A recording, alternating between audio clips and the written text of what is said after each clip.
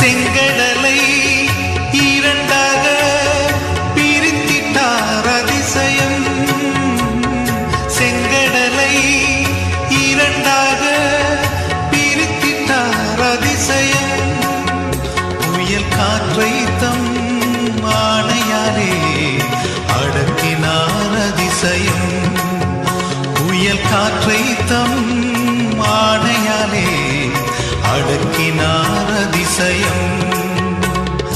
அதிசயங்கள் செய்